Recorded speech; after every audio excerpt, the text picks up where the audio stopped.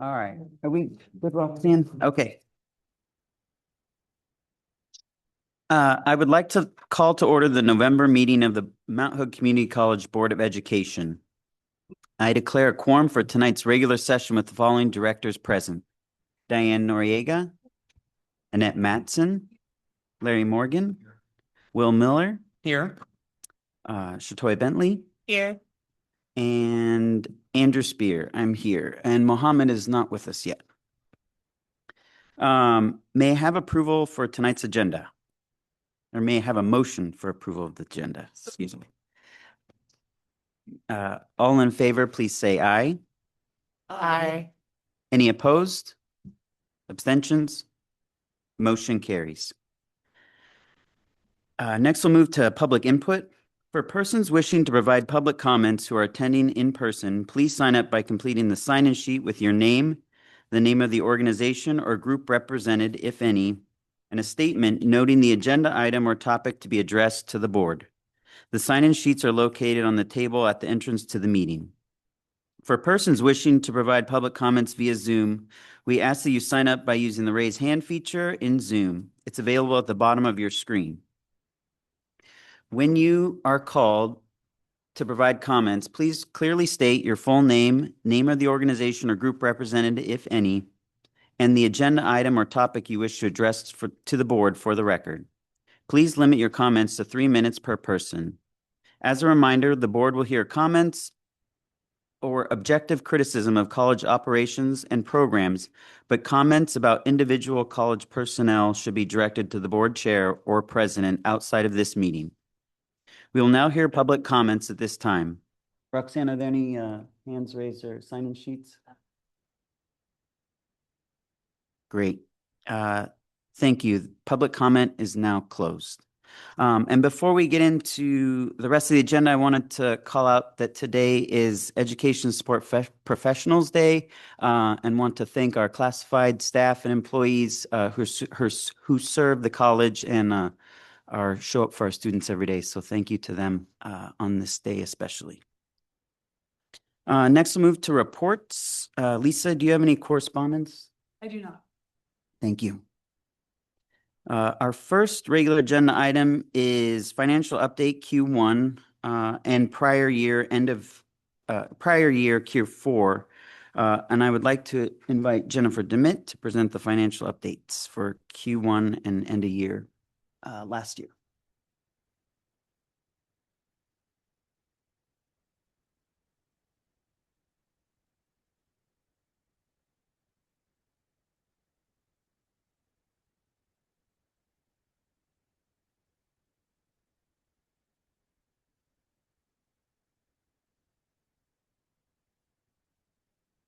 I'm sorry.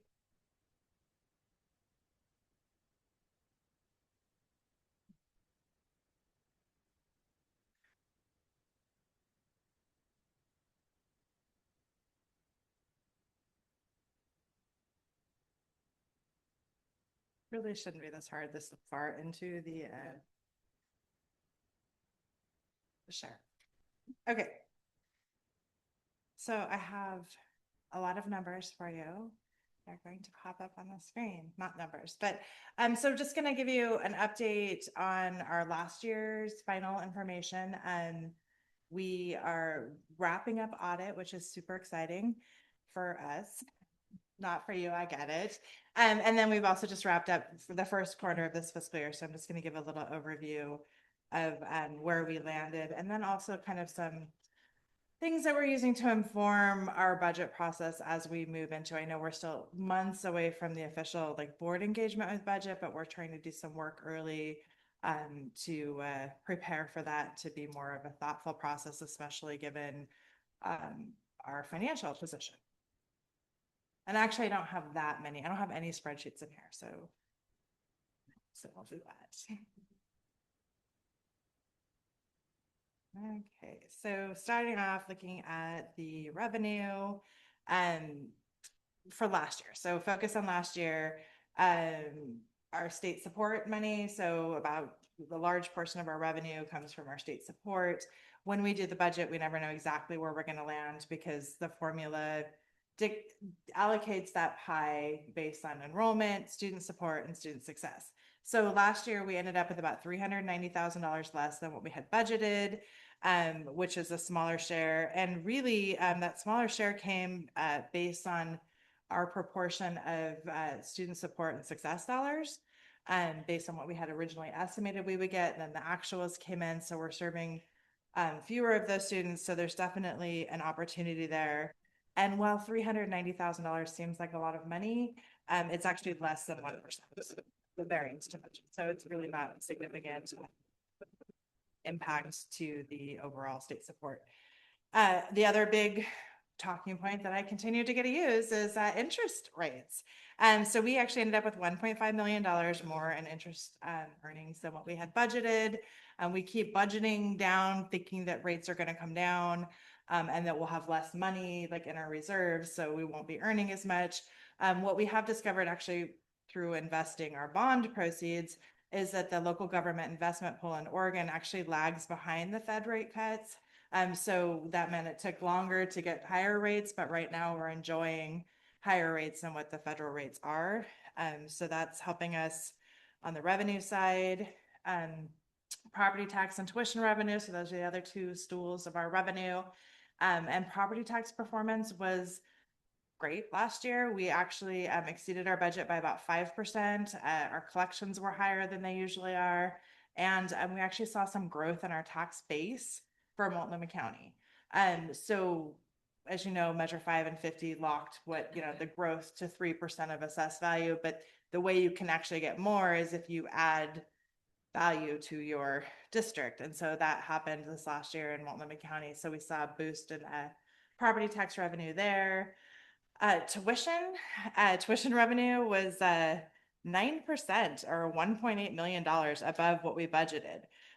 This was due to growth in the tuition bearing courses. So this didn't translate straight across to our state support dollars, because not all of our enrollments generate tuition. So non-tuition bearing programs like apprenticeship, things like that, declined 3.5%, while enrollment in tuition bearing programs actually increased 10.5%. So what you're seeing there is about a 10% increase in tuition revenue. And overall, our enrollment growth last year, we grew full-time equivalent by 278 students, which represents a 4.6% increase. So seeing a shift from for credit tuition bearing traditional students increasing and those non-credit programs declining. And then on the expenditure side, did you have a question, or are you just, no? Okay. We're ready to jump in. So on the expenditure side, salaries and benefits, we saw those about 1% under budget, which is equivalent to about $1 million. This is typical. We see this every year. It's generated from salary savings from turnover.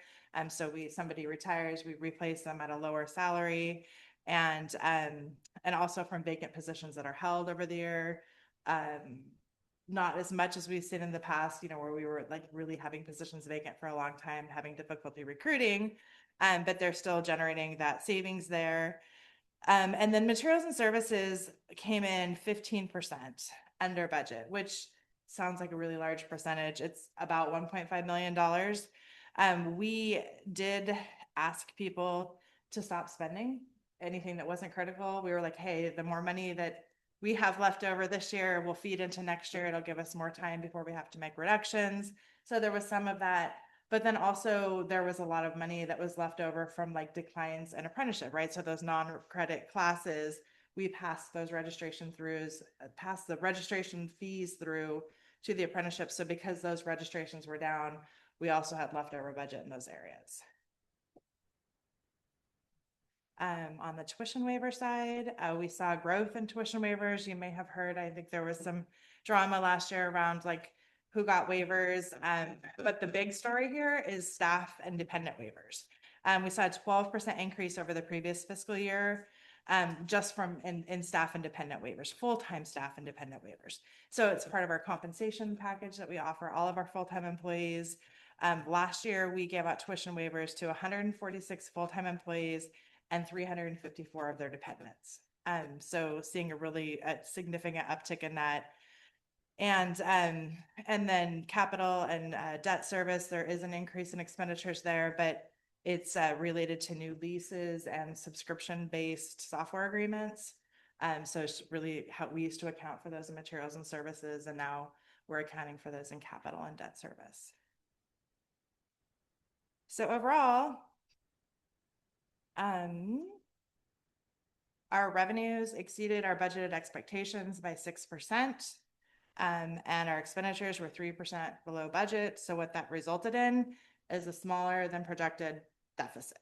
So we still had a deficit, but it was much smaller than projected. It was about $100,000. And what that means as we move into the current year, that we're actually starting the current year with more fund balance than what we budgeted. So a very good position to be in. Buys us more time. And then shifting that into this 25-26. So we've got through the first quarter. The first quarter of an academic year is really not that exciting because most of our stuff doesn't happen until September, which is the very end of the first quarter. So there's not a whole lot of changes to report. But one is enrollment growth. So our current enrollment growth at that 4.6% for last year is below the statewide average increase of 6.4%. So what that means is our share of the pie is a little bit low. So we have a little bit less in state support than what we had put into the budget. And we still will have adjustments to state support. So that's one of the numbers that kind of change throughout the year. The next adjustment will be reflected in January when we have our property taxes reflected. And then the final adjustment is in April based on our prior year student support and student success or outcomes numbers. So so those are still coming. And that is the most significant change on the revenue side. We have been monitoring what's happening at the state and the federal level. So I feel like I need to put that plug in here. And while we don't still have clarity, even though the economic forecast came out today, I don't know if anybody saw it, but it was actually much more positive than I anticipated, which left me scratching I literally read the whole thing like front to back. Right? Because we kept hearing like, oh, the HR one is going to be reflected in there. It's going to be terrible. And it actually was improved from the last forecast. Supported, expect their 2026 is looking great. Supported by tariff relief, federal rate cuts, and tax reductions that are going to outweigh the tariff impacts for individuals. They reduced the recession risk from 30% to 25%. And the projected budget shortfall improved from $372 million to deficit to $63 million deficit. So still like a lot less money. When the end of session, they were anticipating $472 million left over, right? So that's all gone. And we're still projecting a deficit. So not great.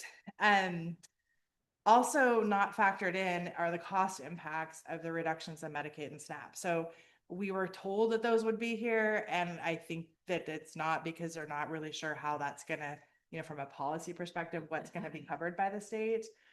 And so we are still looking at potential funding reductions. But also one of the other things that came out of that forecast was this idea of this K-shaped recovery. So remember we had a checkbox that was like checkbox recovery from the pandemic, and now they're talking about this K-shape, which is people in the wealthier homes are seeing much higher wage growth and returns on their investments because they have investments, and people in the bottom quartile of income are seeing much smaller wage growth and obviously no investment returns.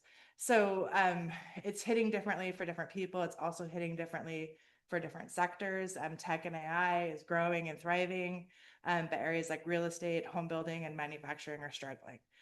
So recognizing that, like when you look at Oregon, that some people are doing really well and things are great, and other people are, aren't seeing, like, say it was the top quartile of incomes, like the wage growth was 4.8%, and on the bottom quartile of income, it was like 3.2%. So it's a pretty significant gap. So just wanting to recognize that, you know, where our students probably lie on that K-shape, like they aren't feeling like the economy is looking rosy for 2026.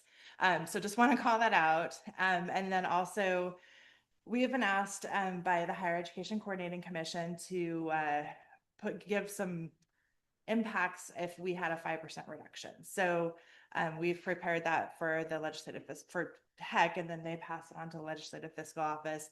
That equals about $2.4 million a year. And if I were to translate that into staffing, just so you can understand the impact of that, and used the current proportions of full-time faculty, management, classified, it would be the equivalent of 32 full-time employees that we would have to reduce to cover that $2.4 million ongoing cut. So hoping we don't see a mid-biennium cut. If we do, it will be probably in our budget development, you know, during the short session when we're doing budget, hopefully while we're still doing budget.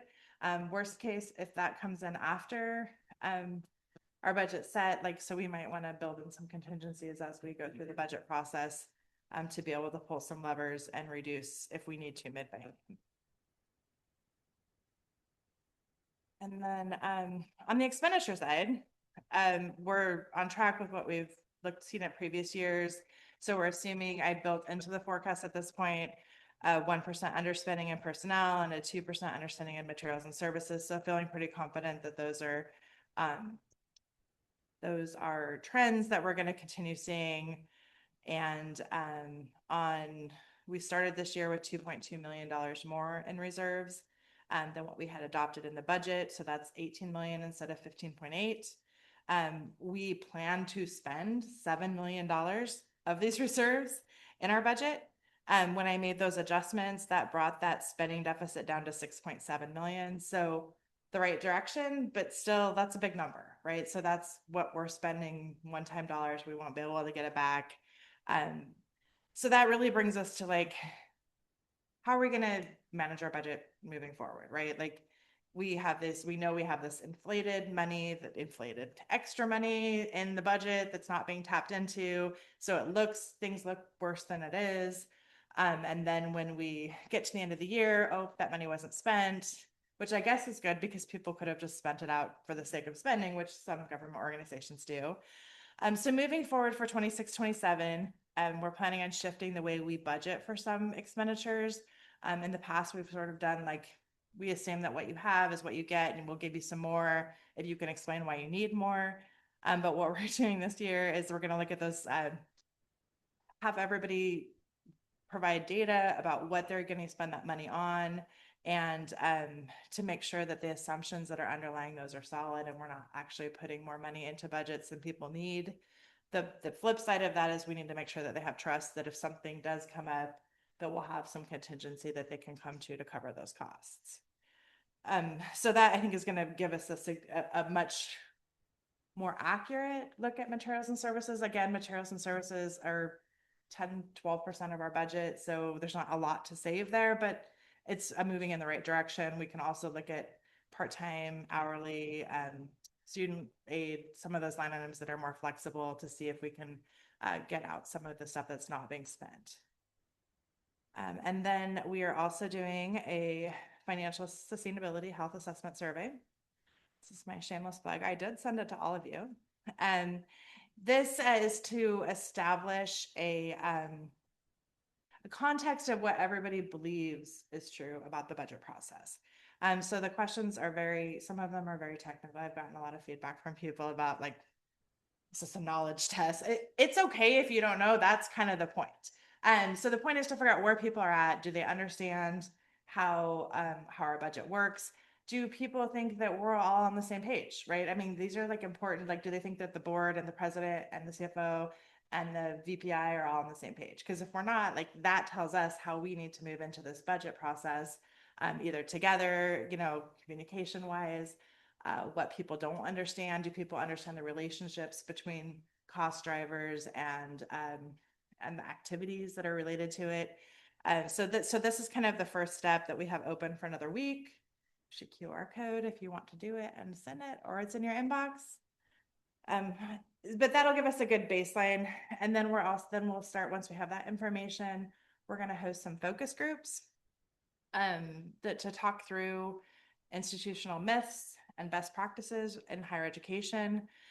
So really work on clarifying internally what's mission critical, right? Like everybody thinks that what they do is the most important thing in the world, and it is, but we have to look at what's mission critical and what's mission adjacent, how we prioritize our resources, focus on best practices, collaborative leadership, data-driven choices, and holistic program management. By program, I don't mean just academic programming, I mean all of the services that we offer, wanting to make sure that what we're doing well. So hopefully all of that information gets absorbed, discussed, prioritized. And we ask people, so we're get feedback from people, like what elements are most compelling for our institution, right? There's a lot of things that we could dig into. We obviously aren't going to be successful if we try to do it all. What would be the most challenging, right? Some things we're oh, we are not touching that because that we're not going to get traction on. What element would have the greatest return on investment if we focused our energy on it? And then knowing what we know, what are we going to do about it, right? So who's going to be responsible for it? How do we move things forward? And then hopefully that helps us develop a budget that we can bring to the board that is not spending the last of our reserves. So in summary, the budget update talks about key financial results from last year, an early update on the current year, and our proactive approach to next year. And continued collaboration is going to be key if we're going to get through the rest of this biennium, the funding challenges that we have at the state level, the funding questions that we have at the federal level, and not be deficit spending all of our reserves. Questions? No spreadsheets though. Are there questions for Jennifer?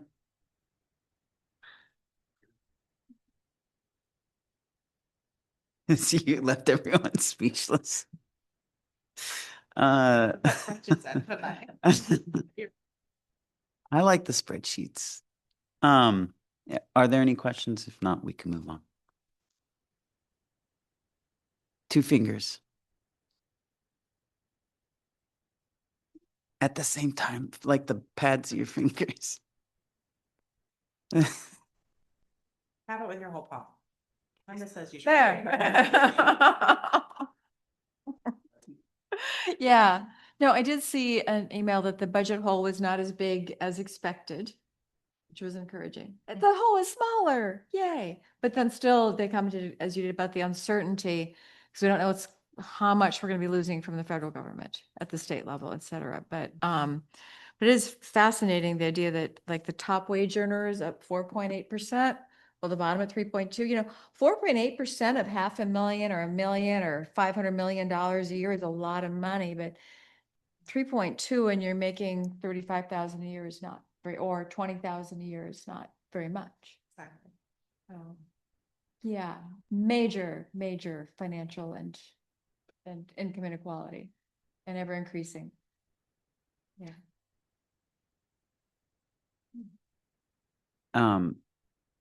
All right. Well, thank you, Jennifer. And then you're here for the next couple items. So next is the bond update. So it's really a preview of your packet, I think. So my bond update tonight is we are super close to onboarding our project manager for our bond. So this is my big sigh of relief. And we had a committee, we have lots of applications, we interviewed a handful. And your consent agenda is a request to hire RNC Management, which is a local company. They did the bond management for David Douglas School District, Evergreen School District, and Centennial School District. So just some local references. I think they're going to be great. Like I said, I'm super excited. So we still have the protest period goes through Friday, so nothing's quite done yet, but we're ready to start getting into the details, and I think the information will start, the projects will start moving, but then we'll also have a better idea of like, our first task is to really lay out what we're gonna do when, and figure out that project plan. So I'm excited to get that next step underway. And then the other big piece is to officially appoint the Bond Oversight Committee. So I know you've seen this in the packet. We have a lot of community members that are super excited about this, and we need a board representative. So that's like the gap that we'll need to fill in then that hole. And then once we get that committee underway, we'll have the internal steering committee, we'll get locked in, and then all the pieces will be in place. So then we'll just have to figure out how to navigate $150 million worth of improvements to campus. That'll be the easy part though. So that's my bond update. If you have any questions, I'm happy to answer them too. Any questions for Jennifer? And then between we've got the consent agenda, and then we'll move to the Bond Oversight Committee. So, may I have, so the consent agenda is in the packet, and may I have a motion to approve the consent agenda? Moved by Diane and seconded by Larry. Is there any discussion? And then all in favor, please say aye. Aye. Aye. Any opposed? Abstentions? Motion carries. Thank you. And I forgot to note that Mohammed is joining us, joined the meeting online and is with us. All right, next we'll move to the appointment of the Bond Oversight Committee members, including board representative and Jennifer. Did you have? This is zooming in. Okay, so the resolution tonight, we have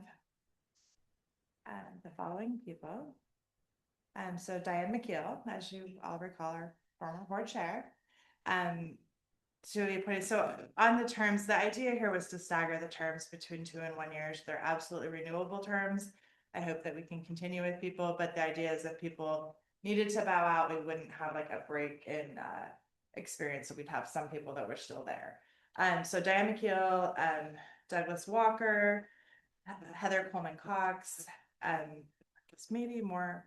I'll get to their bios. Bill Cassing, John Lindenthal, James Hugh, William Oley, and Warner Edward Allen. So, and then the request is to appoint Diane McKeel as the chair of the Oversight Committee, which she has agreed to. And then, as I noted, I have this insert name here, is the board member that will serve on this committee for a term of 2 years. In the packet is a summary of the application. So there's some background information for each of the people that have applied. So their background, their relevant experience, and what they told us, like why they want to be on the bond committee. So that's there. We have a really diverse group of people with some relevant experience. So that's pretty exciting. And I'm happy to take any questions. I also included the proposed charter in the packet. So I think I've shared this before, but the purpose of the committee. So again, this is we have said oversight required in our ballot language. This is the oversight, ensuring that bond revenues are used as authorized in the ballot measure, serving as a communication bridge both to the board, but also out to the community, reviewing bond program performance and financial audits, and then overseeing the integration of additional funding sources, such as like our state matching grants. So we have that $8 million state matching, bond premiums. We had 10.9 million in bond premiums, and interest earnings, how those get spent within the projects. Great. Thank you, Jennifer. Are there any questions for Jennifer or on the specific members of the committee that are proposed?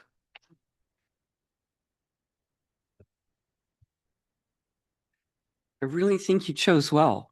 I mean, the people that are involved, have a background in construction and development and those kinds of skills. I think that really makes a whole lot of sense. And so as I read through, because I didn't recognize, most of the names, but then when I saw what their background was, I went, oh, that makes perfect sense. So good job. Just a point of clarification, in the insert board member name here, It says term of 2 years, but down in the charter, it says the board will renew annually, just to clarify that. Yes, so I initially had that 1 year, but then when we put the board chair in it too, or the committee chair in it too, it made sense to have the board member also be at the same. We can change the charter. I mean, I'm assuming actually the group will review the charter, make any edits and formalize that, so.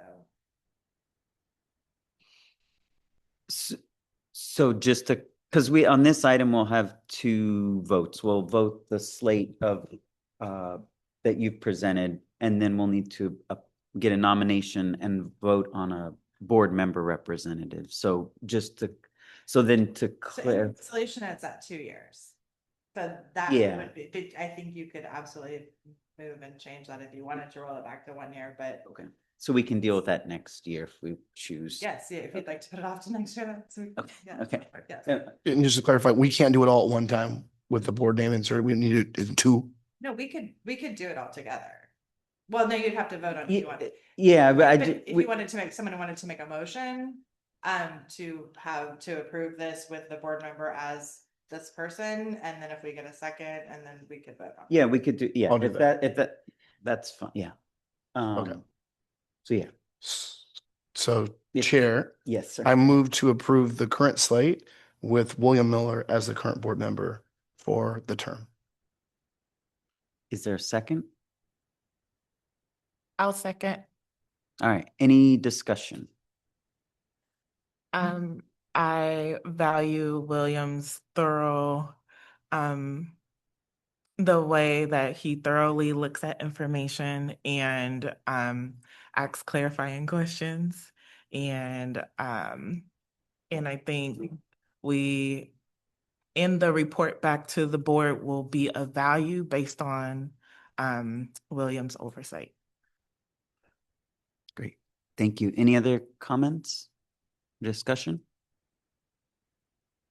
All right, hearing none, we'll do a roll call vote, or no? Okay, we'll go ahead and vote by aye and nay. So all those in favor, please say aye. Aye. Aye. Any opposed? Abstentions? Motion carries. Great, thank you. Appreciate it, Jennifer.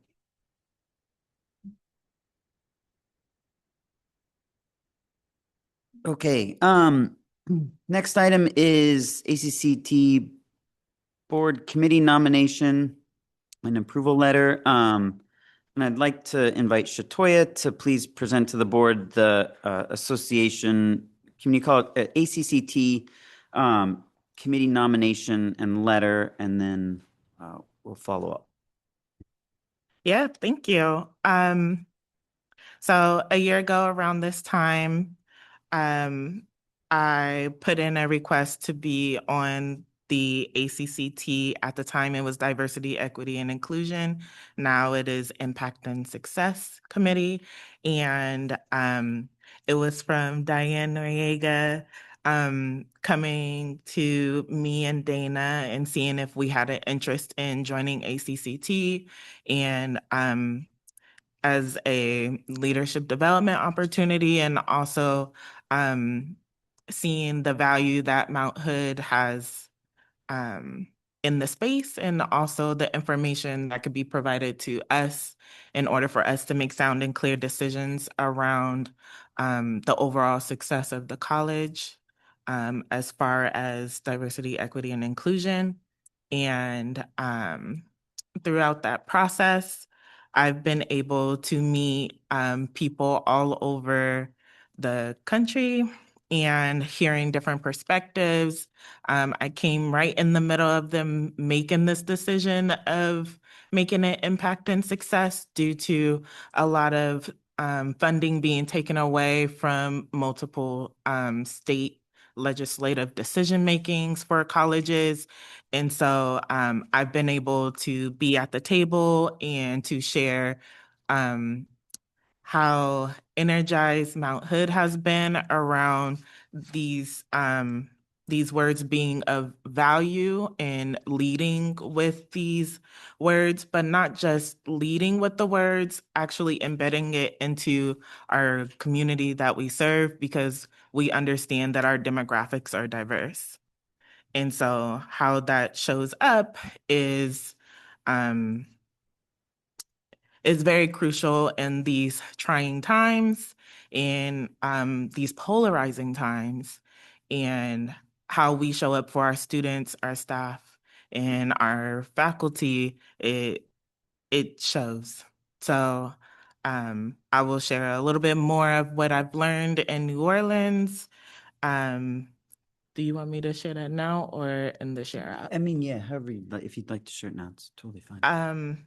A little bit of what I've learned in New Orleans as an example of ACCT's space on being on the committees is we've been able to talk about what impact and success truly means for the betterment of students, and how diversity, equity, and inclusion can show up in that impact and success and pivoting in that realm. So it has been facilitated conversations thanks to the president of Compton Community College, Dr. Keith, and another person named Dr. Charlene, and actually having a full conversation in ACCT, and inviting folks to the conversation to help navigate how these things can show up in schools. And so there's multiple that will be sent out to the whole board of the notes because it was very detailed. It was an hour-long conversation that they invited a guest speaker to talk about what this big pivot actually looks like and what it means. And so the pivot hasn't, I will briefly say what the guest speaker said. And they said community colleges are being faced to pivot like so many institutions across the educational landscape. And so let's define a pivot. Typically, a pivot is being forced or prompted or required to change because something isn't working. And instead of looking at it in that way, the guest speaker was saying, how about we embrace the change, but keep the integrity and the mission and values of your college? And so ways that can show up is in leadership. And sorry, a lot of notes. It can show up in leadership.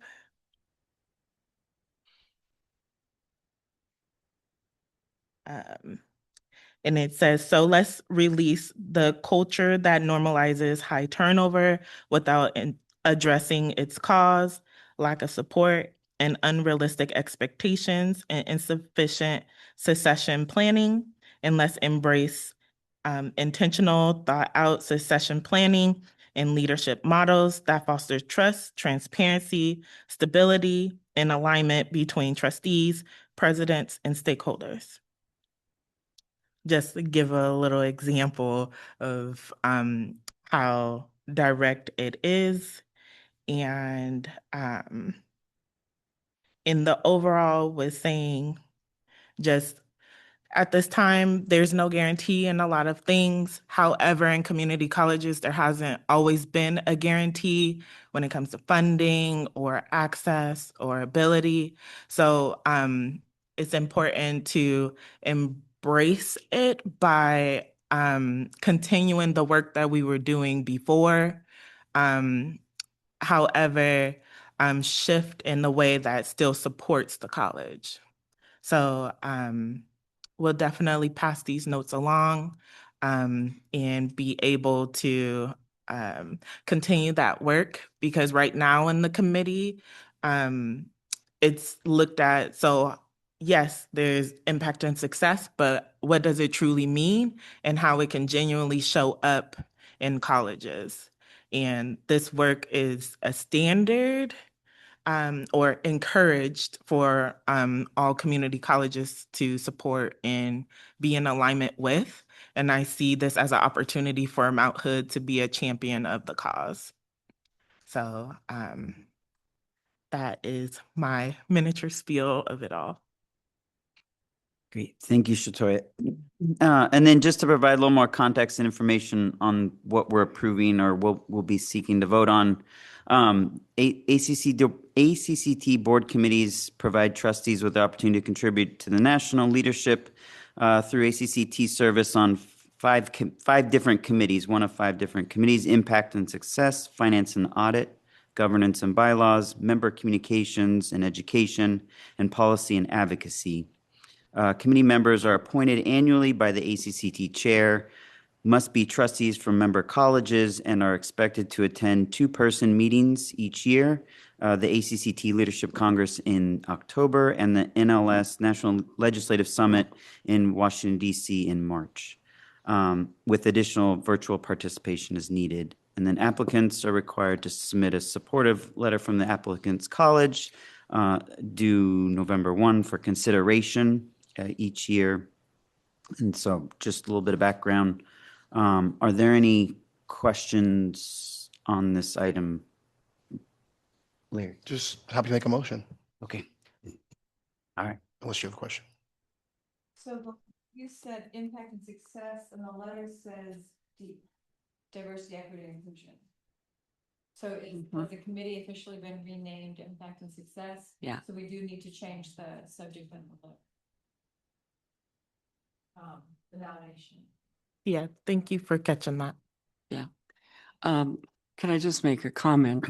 I'm really happy that you just took on the challenge and serving on what now is access and impact, or impact and access, on that committee, because it's extremely critical. But beyond that, I've finished my 6th year being on the ACCT board, and I really, really enjoyed it. I could have run for another term, but I really felt the need to step back and let someone else have that opportunity. So in order to be qualified to be on the ACCT Board of Directors, you need to serve on a committee and to have attended Congress and Legislative Summit, and of course the usual stuff, recommendation from your board. So, you're kind of on the road, but I'd like to encourage, especially our newer board members, to look at serving on some of those committees, because it's just been a really good experience for me. May I have if there's no other discussion, may I have a motion to approve the letter for Shatoya's nomination? So moved. Moved by Diane. Is there a Second. second? Second. Second by Will. All right. All in favor, please say aye. Aye. Any opposed? Abstentions? Motion carries. All right. And then next item is our OSBA elections, and as the board member rep, I'll turn over to Shatoya to facilitate the next item. All right, thank you again. We will now have the board vote for the OSBA 2025 elections. The OSBA ballot was included in the board packet, and you should have all received an email with links to the OSBA candidate information and website. The board will now vote for the candidate on the OSBA election ballot for the board of directors for position 18. There are 2 candidates for the position: Chris Hewitt. Thank you. Gresham Barlow School District, and Brenda Rivas. Yeah, Rivas, thank you. Park Rose School District. We will have a roll call board vote. Please cast your vote by naming the candidate you vote to fill the position. Roxanne, please begin the roll call for the board vote. Brenda Rivas.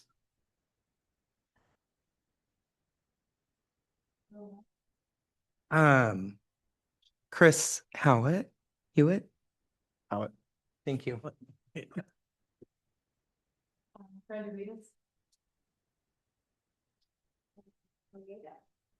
Brenda Rivas.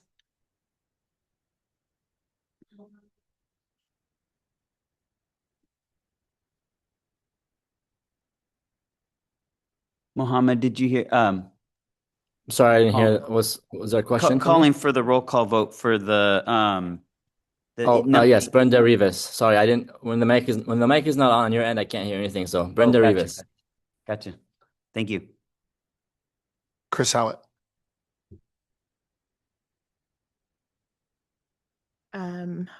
Brenda Rivas.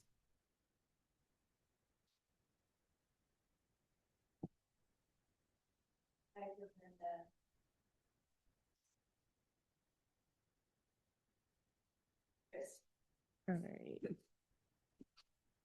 All right. The board vote for OSBA candidate for Board of Directors for position 18 is Brenda Rivas. Rivas. Thank you. May I have a motion to appoint Brenda Rivas to fill OSBA candidate Board of Directors for position 18? Just quick clarification. Would that person then be serving in two positions? Mm, No. no, it's just It's the, one position. What I think the confusion is to figure out what the nomination is going to be for the poll. They did the first round to figure out who had the majority, and now you're doing. Sounds good. thank you. All right, still, So do we have a motion? no. So moved. Do I have a second? Second. All right, motion by Diane Noriega and second by Annette Matson. All in favor, please say aye. Aye. Aye. Aye. All opposed, say nay. Any abstentions? Motion carries. Next, the board will vote for the candidate of the OSBA election ballot for the Legislative Policy Committee, position 17. Are there any questions? Since the next three positions are unopposed, can we just approve all of them in one Mhm. sweep? Yeah. Okay. Okay. Then I move that the board approve Heather Coleman Cox for Legislative Policy Committee, position 17 on the OSBA board. Althea Ender for position 18 on the Legislative Policy Committee position board. Let's see, next one is Legislative Policy Committee position 19 for Christy Split. All right. Do I have a second? Second. All right. Motioned by Annette Matson and second by Diane Noriega. All in favor, please say aye. Aye. Aye. Aye. All opposed, say nay. Abstentions? Motion carries. All right. Thank you, everyone. All right. Thank you, Shatoya. Next we'll move to board member and committee liaison reports. And then we'd like to, before we do that though, we'd like to put up on the screen the draft agenda for next month for the regular session and also I think the work session, correct, Roxanne?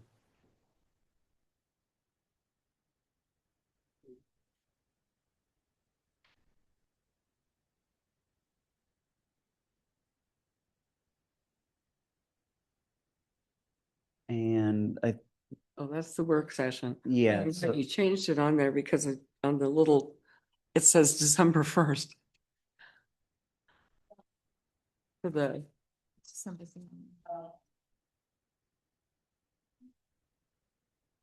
so this is our December 3rd board study session.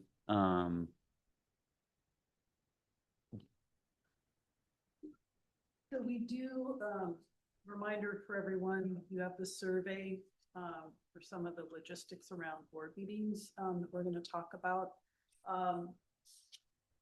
We do have space if there was a particular topic, that the board wanted to report on, or if you wanted to save that time. So that's why you have the 2.3, and we had planned to have the academic plan, an update on that. And I know there was also Yeah. a request around how programs get approved, and so just wanted to put that out. We could add that. Or if we felt the discussion around the retreat and or operations, we want to say that. So, so 2.2 is talking about when we're going to schedule and what we might cover. For the retreat. Yes, Okay. in February.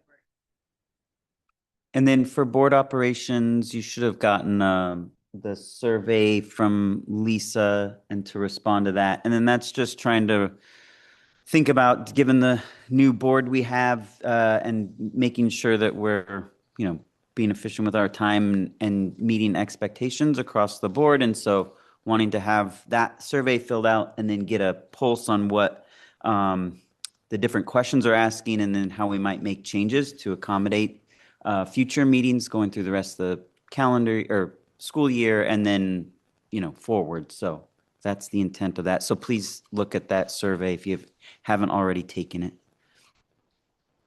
Is there any interest in filling the 2.3 time slot?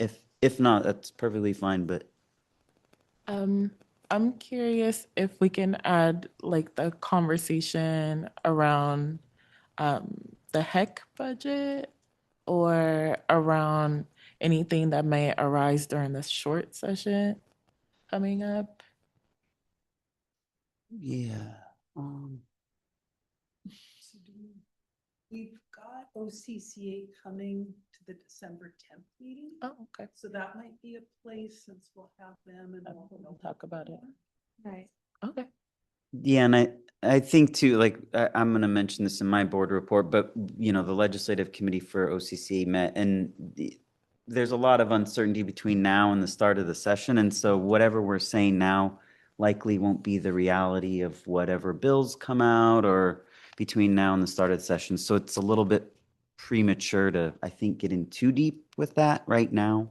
Maybe like perhaps maybe a good winter retreat item and or just a future study session as we get into January and February. And that's something too, I think this time, as the special session or the short session gets underway, I think it makes sense for us to check our emails regularly, since information will be coming out from OCCA. Agreed. So perhaps other than holding on that legislative update or for the short session, is there any other items to fill that 2.3 slot?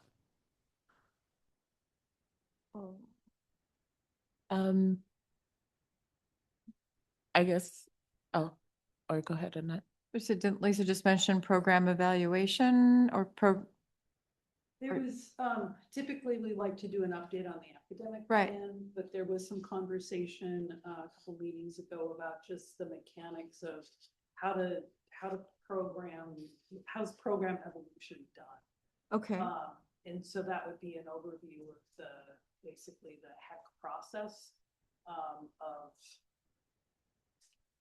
how it goes from idea to what we need to submit to the state to what we then submit to submission. So, which could also be possibly a report as well. Just Did you have something, Larry? Good. Mm, Um, Maybe a good time to talk about graduation rates. Um, yeah, just getting that data up and up front of our graduation rates and transfer rates, just how that's actually functioned. And just so we can share graduation rates related to time to degree, we can do it by program. What sorts of information would be most helpful to the board? Because we can slice and dice it a lot of ways. Yeah, probably just what has been the graduation rate each year and seeing how if it increase or decrease, what we foresee, and yeah, just totals. yeah, of each department too is fine.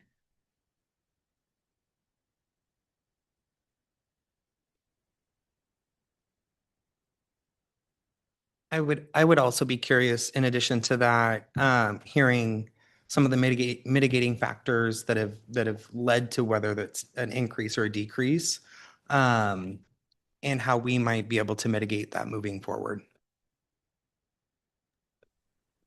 Can I add something? go ahead.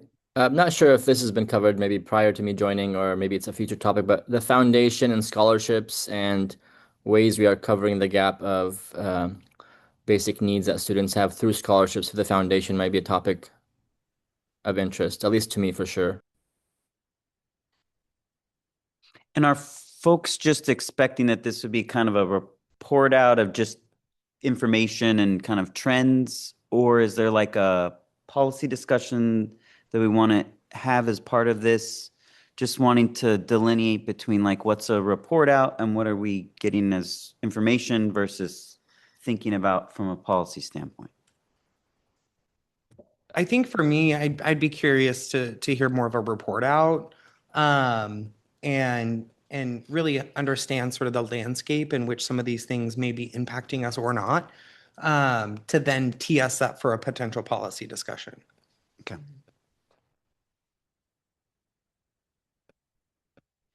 So Lisa, does that make sense to package into one category first? Okay. Okay. Well, great. If there's no other comment there, we can move on to the regular agenda. Or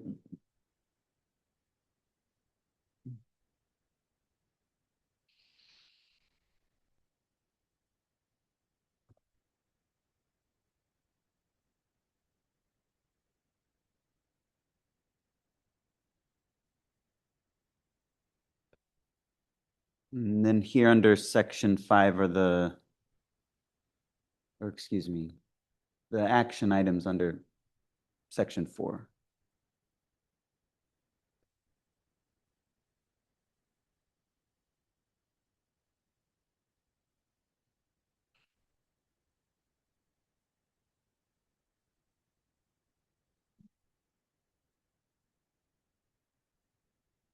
Any comment or questions or just thoughts or additions?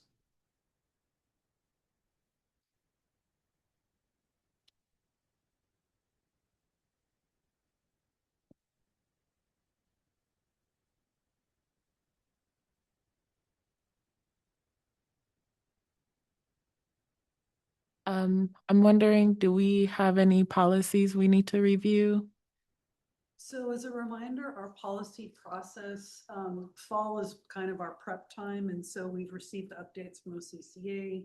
We've received the input from campus of one policies and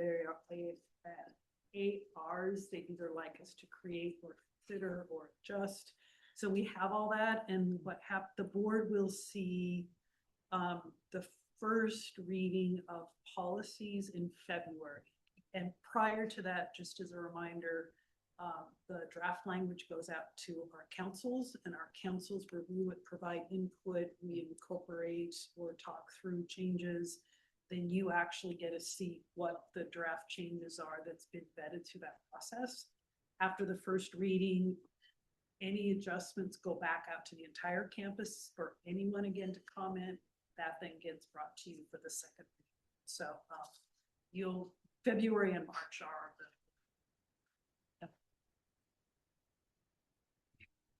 Okay. Any other questions? Okay, thank you, Roxanne. And then next we'll hear board member liaison committee reports. And just as a reminder, if you attended ACCT or OCCA conferences this fall, please use this time to also share your highlights and experiences from attending, and work to keep your comments to about 3 minutes. Thank you. Shatoya? All right. I went to New Orleans in October for is it the Leadership Congress? It's my first time going there to the Leadership Congress, so didn't really know the name of it, but it was definitely a great opportunity to hear.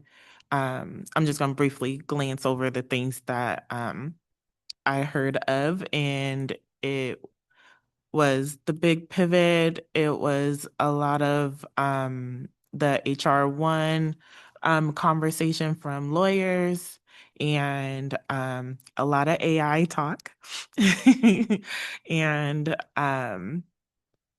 and yeah, and how to shift into a impact and success mindset and overall outcomes for colleges. Outside of that, I was able to also attend the announcement at Portland City Council for their tax increment finance committees. I'm on one of them. I'm on the East 205 one. And in my statements, I was highlighting and emphasizing the importance of workforce, and encouraged them to be mindful of that, as there's been a continuum push for transportation and housing on the east side. So those are a couple of things. And I've also been able to attend a training at Meyer Memorial Trust about misinformation, disinformation, and malinformation that is spread in social media. So those are definitely some things that I think I'll bring closer in on my time on the board. Great. Thank you, Shatoya. Diane, would you like to go next?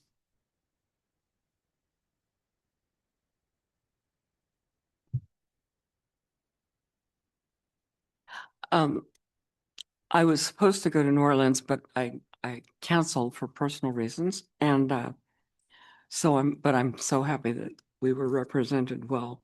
I had a good update conversation with Lisa last week, talking about some of the questions that we had brought up previously, and she wanted to, understand exactly what I was asking for. And then Jihang Lee, the CEO of ACCT, paid a visit to the campus right before OCCA. And Andrew and I had the opportunity to sit down with him, and we had a great conversation. We talked about what's going on here, and what are the things that we're really happy about, and those things that are giving us a little heartburn. And we also took him on a tour of the campus. We took him to the Head Start Child Development Center, which is always amazing to me. Of course, the new dental hygiene facility. And we did a couple of others, but I think those were the ones that, he just.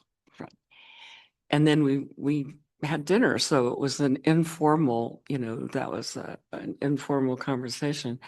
But I wanted to point out that in reading uh, Tina's report tonight as Vice President for Instruction, that the two top strategic priorities are exactly what he was talking to us about, is that we really need to focus on the guided pathways and making that work, but career connected curriculum and workforce alignment, that is really big.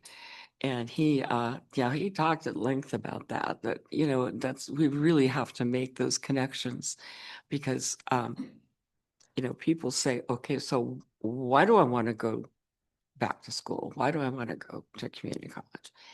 And connecting that curriculum with the potential job that you're going to have and what is the income going to be from that job. It was very interesting. And, I respect him a lot. He has just been amazing with ACCT. It's just changed the whole focus of the organization. It's just so much more impactful. So I will miss being on that board, but on the other hand, it's time to back. Oh, and then what else? Oh, but I am going to go. I promise I'm not going to cancel. December 8th, I'm going to go to the 2025 Oregon Business Plan Leadership Summit. Thank you, Diane. Annette, would you like to go next? I'm not prepared to report on that because I had no notes with me. But I can write those up with a lot of workshops, a lot of notes, most of which were not legible. Not right, reviewing them. Other than that, I attended the Oregon School Board Association dinner on October 30th. Smaller turnout than usual. I was the only community college board member there.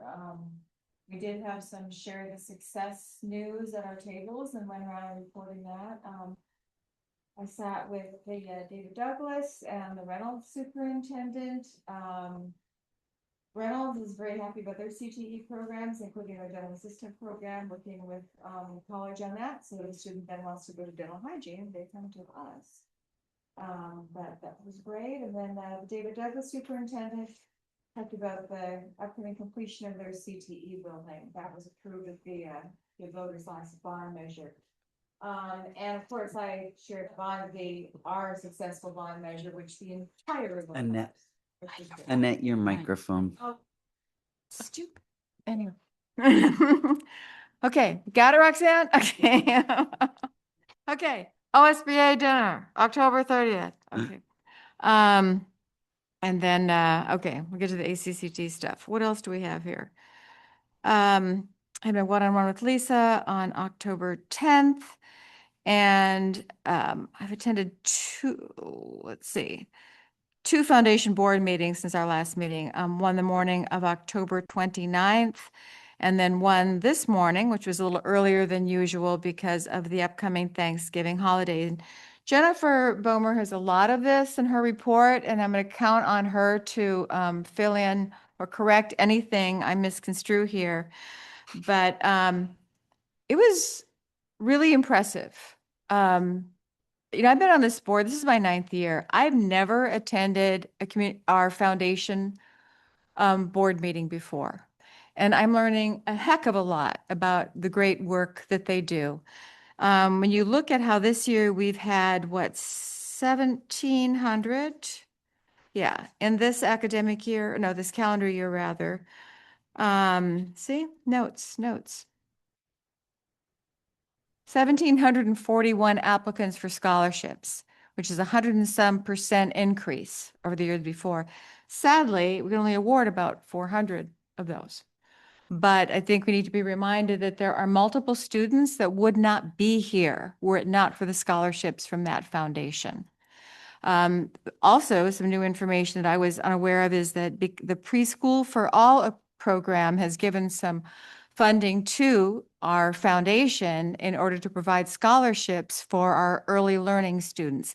Every single one of our early learning students has received at least some scholarship money because of that.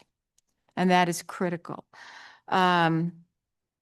The big things in the midst of all of that are that I know you have this, and we've all received these probably in the mail too for that foundation event, which is a celebration. But Jennifer and her folks have been working extremely hard on the foundation, big fundraiser. And in keeping with the critical work that the foundation does to support our students, I just really want to, as a board member, encourage all of us to attend that on April 11th. I mean, we all have different financial circumstances. So whether you're getting a ticket or you're getting a table or a sponsorship, or you're talking to one of your business friends about being a sponsor, it's just really, really important to the future of our students, especially with diminishing work-study funds, reduced scholarship funds. We don't know what's happening with student loans from the federal government. Our students are going to be hurt more than any of us with the potential upcoming reductions from the federal government. And that foundation just might be their lifeline that keeps them able to pursue their dreams, able to pursue their education. So please, please, please find a way to support them, and hopefully see you on April 11th.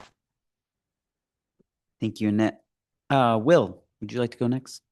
Yes, I'd be happy to. It's been a great, busy month. I had several meetings with folks throughout campus, our VP of Student Development, VP of Advancement and Community Engagement, AVP of DEI. Really great conversations. Attended the OCCA Diversity, Equity, and Inclusion Committee for the first time. So it was really great to be in space with other folks from across the state. And then we held the board advocacy committee, just talking about state and federal affairs and what's next, what's to come. And then yesterday I had the unique opportunity to attend the Gresham Chamber Business and Leaders Luncheon at Persimmon. So that was a really great event, connecting with some folks. We talked a lot about AI at our table as well. So that's kind of a theme. But also heard from the superintendent of Gresham Barlow. So it was really great just to be in community with folks. And just what's also on top of mind is really around what happened with SNAP and what's happening in our communities with ICE. It's not lost on me either. Very concerned about both of those and the impacts that it has on our students and our communities. So just keeping that at the forefront of my thought process as we continue to move forward. But it's been a really great month, and I'll see you at the foundation No pressure. in April. Thanks, Will. Larry. Two things quickly. In light of the conversation I think we had with the advocacy committee, I'm deeply concerned and troubled with the changes around DOE this week, and what the federal implications are with that. I know that Will and I have talked at length about opportunities and try to turn it into an opportunity. I know that there's conversations right now with what that may affect with student aid, with Department of Labor. So I just want to elevate that as we move towards the retreat into the next year, as well as we talk about what we can do. To Annette's point, the students that we serve that depend on aid are counting on us, quite frankly, to make sure that beyond the foundation that we can advocate for historical funding and how we do that. The other thing that I think was pretty evident as well was, the comments around SNAP. I know that I heard from students and other community members that use resources that are on campus here. I know that, in looking at how Congress acts or doesn't act, I think we need to be anticipating more dysfunction, not less, and have conversations about how we can be resilient in anticipating those realities, as we know that the food insecurity as it affects students' ability to learn, families' ability to thrive. So I just want to highlight those two conversations, both on the Department of Education and Labor conversation with funding, as well as SNAP benefits for our students and our community members. Thank you. Thank you, Larry. Mohammed. Thank you, Andrew. Can you all hear me okay? Yes. Thank you. I also had a busy month since our last meeting. I attended the same meetings that Will mentioned with our fabulous VPs and AVPs around the various topics for orientation. I've learned a great deal of things about the college, and I would love to see more of that in depth in future meetings. I also had the honor and privilege to attend the OCCA conference, which is usually one of my favorite events to attend because you get to connect with other folks from around the state. And for me, it's sort of like a homecoming, coming back and a reunion with a lot of good folks. The conference was amazing as far as the content and the networking, starting with Tim Cook's inspirational talk about his running across the state for students. We had a keynote speaker, Dimitri Morgan. He talked about stewarding the winds of opportunity for colleges and discussed a topic that's really been interesting to me for a while, which is the 4 quadrants of board engagement. And it's interesting how many people in the room weren't in the quadrants that you expect them to be in as far as board engagement. So there's a lot of opportunity in that area for a lot of boards in a lot of colleges to be more engaged with the college and with administration in an appropriate manner. And then I attended a few sessions that were really helpful that I actually spoke to Lisa and Andrew about possibly having those be off topics to come to us as a board and, like a specific presentation or informational about those topics that were touched on in the conference, such as preparing for the legal challenges that are coming our way. One specific topic that really resonated with me was there's a memo from the Justice Department from AG Bondi on May 29th that was sent to all the schools, all the higher ed institutions, or actually any institution receiving federal aid, with specific things they're targeting and focusing on. There are 5 areas of focus that really shook me because every area they mentioned is something that we do or have done or are involved in. For example, practices that grant preferential treatment based on protected characteristics. So that could be anything very ambiguous. And if they find any program, any meeting, any training that has those components, they could target that and send us a warning letter and remove our federal funding.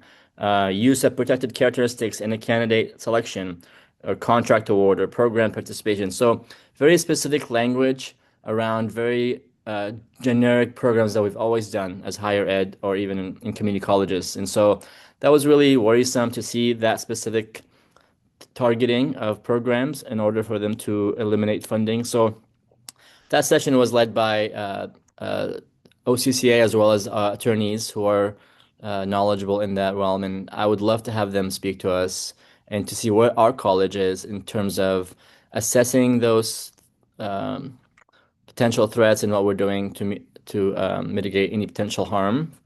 And then, the awards dinner was also amazing for us to sit as a team and watch our beloved former board member, Diane, receive the Board Member of the Year award. And it was really warm and touching to see the support that she has from across the state and our college. So that was pretty much it. I would love and encourage all of us to attend these events. I was telling someone at the event that, ACCT and OCCA are 2 organizations that really guide board members' presence and engagement in this work. I know it seems like sometimes an extra effort, extra cost, or an extra time consuming, but really it's valuable. We all speak the same language. We come back with more directive as a body, as a governing body, whether it's the national level with ACCT or OCCA, and we can lead with the same intentionality, the same language,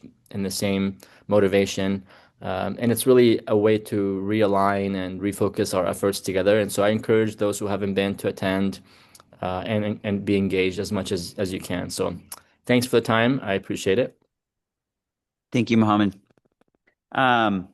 Let's see, I'll go next. Been a busy month. I attended the ACCT Leadership Congress. The sessions that I attended focused on kind of board governance and best practice around policy and advocacy. What was affirming to see is that a lot of the presentations and content in those were already things that we're doing or building or progressing towards. So that was good to see, and then kind of helpful to realize how where we've come in at least my time on the board. And also just got some new perspective on just small things in terms of ideas and changes that we can think about moving forward too.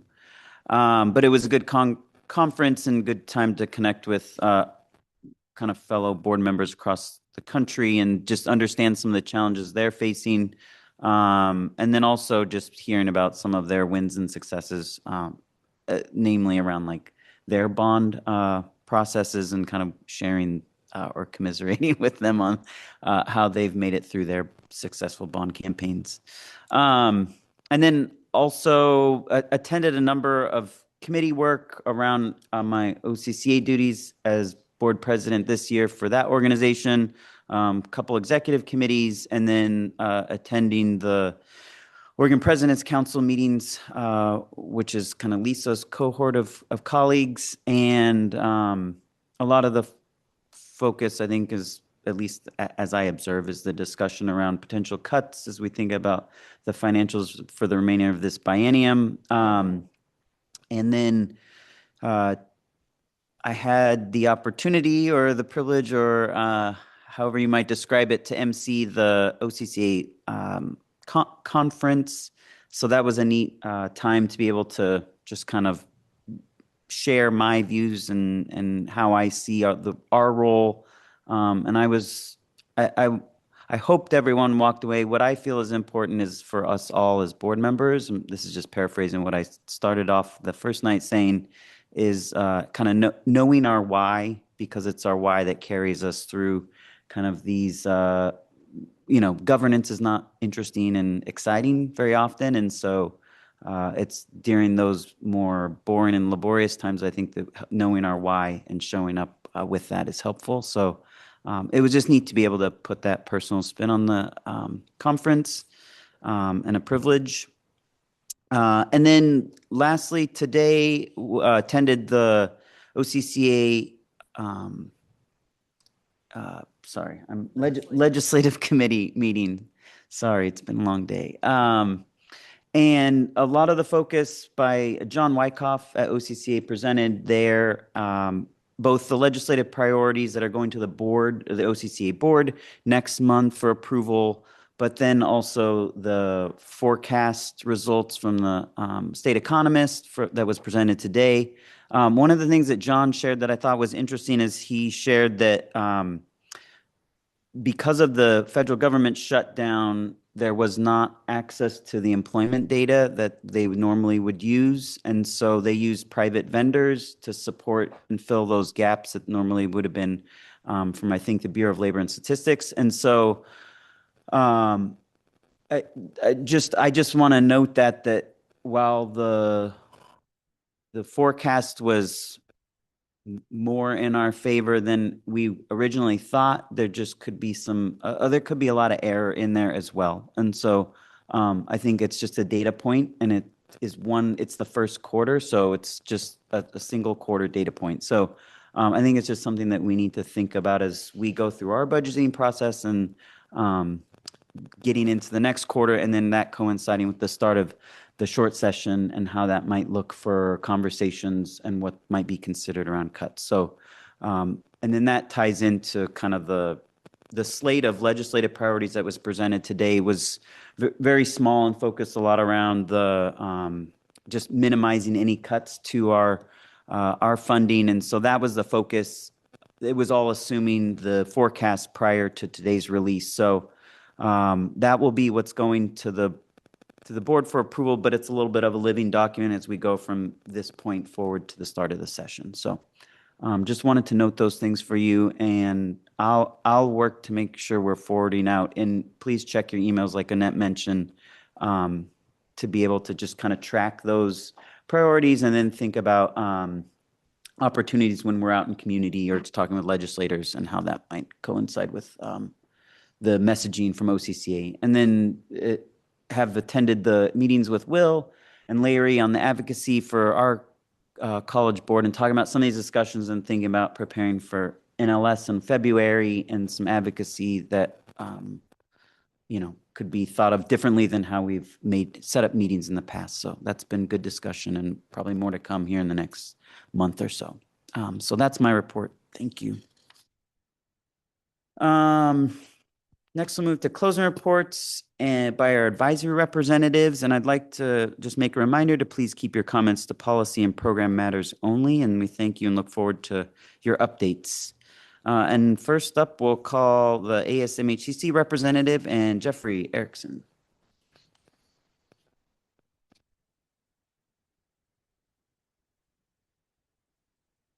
Good evening, board members. As you guys know, I'm Jeffrey Erickson, the current student body president at Mount Hood.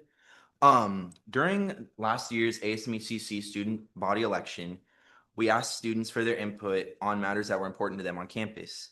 Their number one priority was safety and security on campus, and the second one was more engaging events on campus. With this, ASMHCC was able to come up with 2 goals for the year. Our first goal is to collaborate with the college administration to educate and advocate for student needs as it relates to the bond. What we're first doing is meeting with managers on various bond projects to learn and be able to inform students on what's happening with the bond. Second, we've begun working with public safety to be able to have student input on what's going on certain security upgrades on campus. Third, we're hoping to work with the college administration to extend operating hours on various student services. We have already begun collecting student surveys to see which services students are most interested in having longer hours in.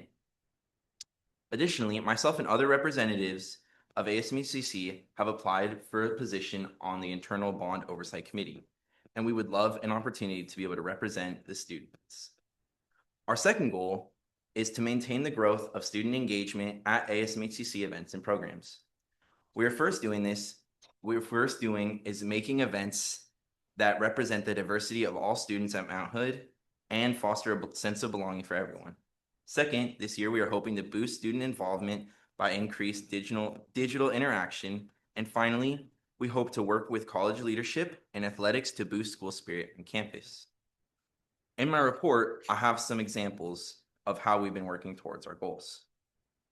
For Halloween this year, we hosted our 6th annual Barney Boo Bash. We had around 1,100 people from the campus and the community attend this event. Throughout this event, we went through about 600 pounds of candy, over 400 packages of hot chocolate, and over 300 packages of apple cider.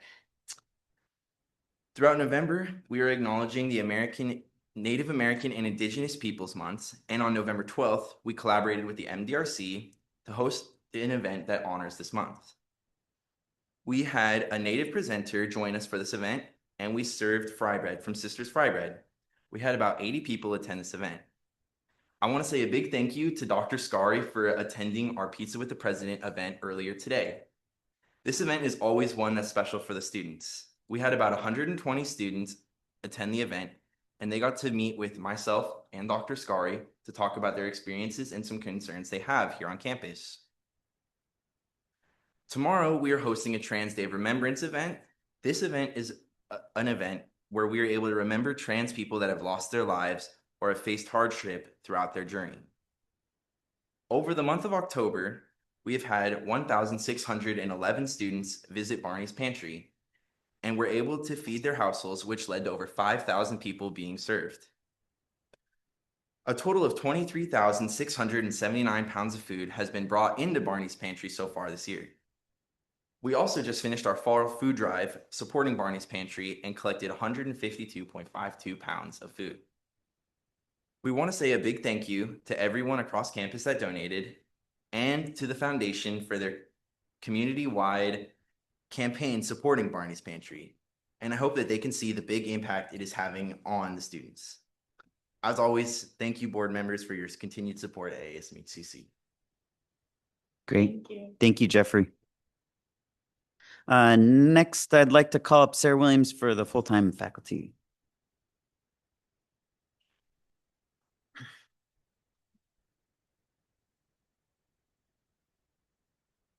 Thank you. All right. Actually have a lot to say today, so I'll try to be quick. So you've mentioned it today, but I just think it's really important that we keep at forefront that many of our students are in a really tough situation right now. Sorry. So we're seeing SNAP and benefits reductions that are affecting them. ICE threats are affecting them. I teach a class that the students have the option to come by Zoom or come in person. And my class has shifted from 3 people on Zoom at the beginning of the term to 5 people in the room now. It's a lot. And then you add to that just the normal academic stress, and they're struggling. And so I just want to second Annette's plea for support for our foundation and the support that they provide our students. And thank you all for all of your mentions throughout the meeting, expressing your concern for the situation that our students have been, are in these times. Your awareness and attention is really appreciated. And it's supporting faculty too. I want you to know that, because that is our primary mission, is to care about our students. And so, okay. And then I told you last meeting that we had done a foundation drive for Barney's Pantry and the TLC. And so I have very exciting numbers to share with you. So 21 new faculty are participating in the foundation this year. 21 faculty increased their donations. And yes, I verified those are not the same 21 people. The total number of faculty contributing with a recurring annual, like monthly, whatever, paycheck withdrawal is 97. So that's well more than half of our faculty. The annual total that has been like dedicated from faculty this year is nearly $27,000, and $11,000 of that is split evenly between the TLC and Barney's Pantry. So the faculty are donating, and I'm especially focused on Barney's Pantry right now, are donating $5,500 this year to Barney's Pantry. The OEA is also underwriting grants for food banks at OEA supported institutions. And so we're applying on behalf of Barney's Pantry for that grant as well. And this is a very small thing, but Shatoya, I was really interested in the comment about succession planning, and I'd really love to hear more about that. Thank you. Great. Thank you, Sarah. Next, I'd like to call up Corey Houston for the CEA report.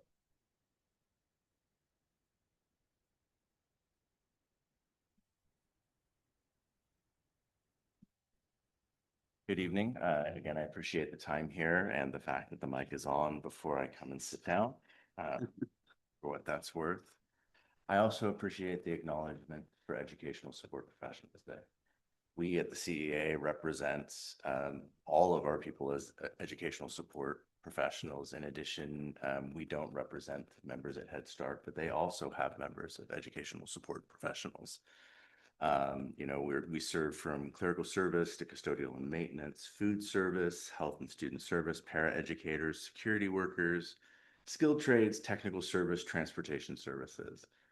More often than not, we're one of the first faces a student may meet when they come on campus, or a community member when they come on campus, and we're the last. And we're pleased to do what we do, and we have a lot of pride in our work, and I'm certainly proud to serve the men and women of the Classified Employees Association.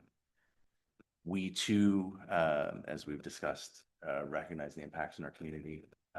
It's, you know, I would say unprecedented times, but that would be the 3rd time in a row, and it stops being unprecedented at some point. During the uncertainty at the beginning of this month with SNAP benefits, we had one of our members, Rachel Druck, step up and say she wanted to lead a committee to generate food support for our members. And we've put together no less than 14 boxes for our members who are food insecure. And these are employees that work full-time here on this campus that need help with food. So when we talk about that recovery, I can tell you which leg of the K many of our employees are on. So I'm proud of our employees. They've reached deep. The statistics from the NEA say that roughly 3 out of every 5 ESP employees contribute financially from their own pockets to support their community and their students. We also recognize that if we're experiencing this, so to our students, I think as Sarah elucidated, where I was really pleased, one of our facilities director reached out to me personally when he heard that we were raising money for food and asked what he could do. I'm pleased to say that employees were able to come together and provide for our own needs. But Charles and I wanted to make a point of going a little further than that. Right now, give me a second. We wanted to look for a way that spirit could still continue on and recognize that while we have employees that are experiencing this and we want to continue to have that conversation so there's recognition, we also recognize our students are probably experiencing it and in greater numbers. So in order to continue that, he was able to reach out to Doctor, who I also want to say thank you to, and we were able to plug into an opportunity to provide turkeys for students. Their goal is to have 300 to be delivered by this Monday. And they've already got it up to the point where we have probably well over 100. But what I would say is, if you recognize the issues that we're facing, I would challenge not only of our administrators and staff, but also the board. This is an opportunity that you can provide a small amount for a maximum benefit. And I know there's a lot of other contributions that you're providing. So in this case, I want to throw down the gauntlet or preferably raise the oven mitt and say there's a thing you can do here that would make a huge amount of difference. And to our administrators sitting in the back here, I would also encourage you, because I'm going to throw my friend Charles under the bus, be like him and get a couple turkeys sent this way. So I think that information was sent out. We can always provide it. But the last point is it highlights just how much of us is our community. The national average is roughly 2/3 of ESP members live in the district that they work in. In the case of Mount Hood Community College classified staff, it's closer to about 74. We volunteer here, we raise our children here, we spend our money here, we love it here. And we also want to highlight how we're all part of this fabric together. So as the noise keeps coming over, look for the signal. And the signal is that not only were we willing to step up for each other, we had administrators that reached out to want to support us, and we have other people that can make that happen for our students. And so I'm proud to be a part of that too. And I know I speak for every classified employee when I say we're glad to be here to serve. Thank you. Great. Thank Let's you. get some turkeys. Thank you, Corey. And then Marilyn Pitts will not be able to give a report this evening. So just wanted to note that. Next, we'll move to our executive leadership report. The executive leadership has included their monthly division reports in the board packet, and we'd like to provide them an opportunity to share any new updates that may not be included in their written reports. First, John, do you have anything to add? Any questions for John? I don't have more of a request, I think, for maybe next board meeting, but I'm curious, given the conversation around SNAP and some of the concerns there, I'm curious to see comparatively last year, this time, the use of Barney's Pantry compared to this month per se, and to see how we can continue to grow that alongside each of you. So, yeah. Anything else for John? All right. Thank you, John. Tina, is Tina here? Oh, okay. Oh, Pete. I can Hi. answer questions. I didn't submit a board report, but I'm happy to take a shot at answering any questions if you have any. And I will also take the moment to note that last week we found out that our Associates in Cybersecurity program was ranked number 8 in the nation by Programs.com, which is a organization that evaluates these kinds of things. So it's nice to get some external feedback on that program and some kudos, and speaks very highly to the good work that the faculty are doing and students in those programs. So very pleased to be part of that. And happy to try to answer any other questions related to instruction. Any questions for Pete? All right, thank you, Pete. Let's see. Jennifer Dement, do you have any addition? Okay, thank you. A spreadsheet? No, no. Jennifer Bulmer, do you have any additions? Hi, everybody. I just wanted to make sure that you all saw that you are absolutely invited to come to our winter reception for the MHCC Foundation. We would love to have you there. It's just a lovely time to meet many of our scholarship recipients. We'll have about 30 scholarship recipients in attendance this year.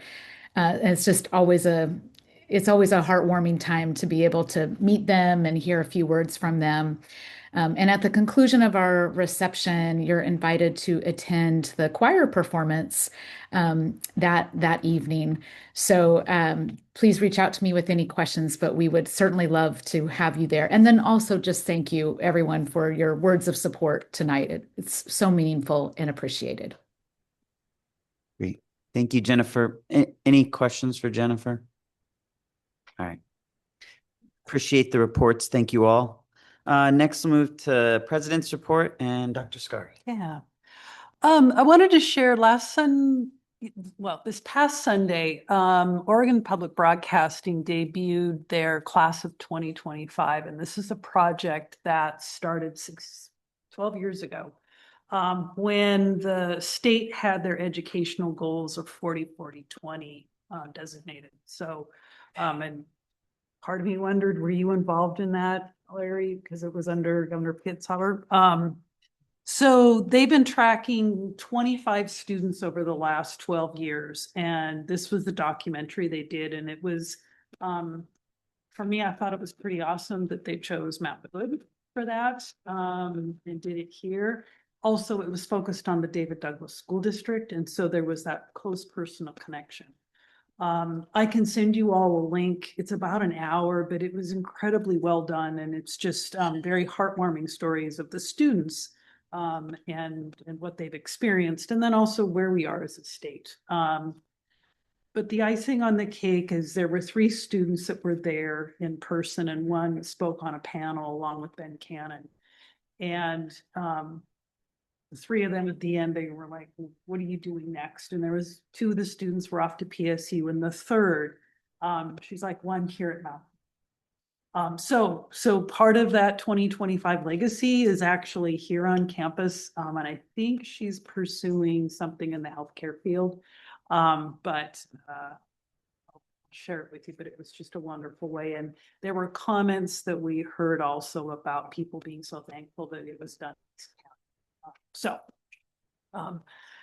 pretty awesome. And I want to give a nod to the new executive director, CEO of Oregon Public Broadcasting, and really this intent of telling stories of the community in the community.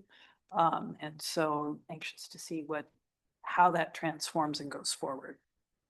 But closer to home, I also want to, Corey, thank you and all your members for everything you do every day, every night, and every weekend. We know that it's not an 8 to 5 job, and really appreciate all that happens. And I do want to also do a special recognition. And I even had a music.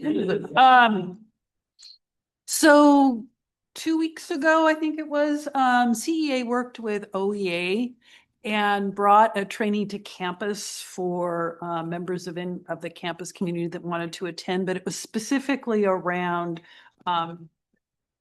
working with and trying to figure out how to address ICE in ways that kind of ICE watches, making sure individuals knew their rights, but started a conversation. And I just want to acknowledge both the leadership of OEA and CEA of bringing this to our campus. And so thanks to them. And I know it's spurred some things in, I know Jennifer's area of ways that we can do communication and signage.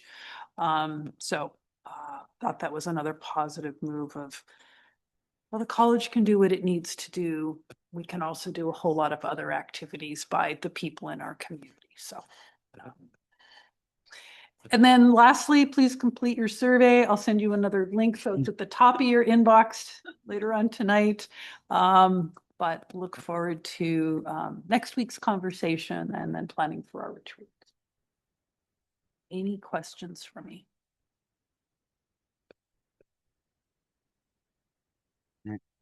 Thank you, Lisa.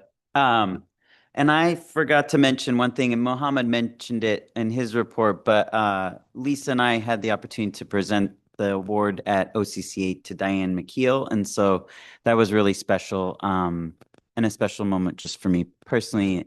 So just wanted to recognize Diane again and thank her for her service on our board. So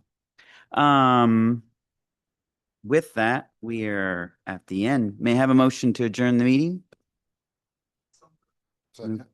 Moved and seconded. All in favor, please say aye. Aye. Any opposed? Meeting's adjourned. Thank you.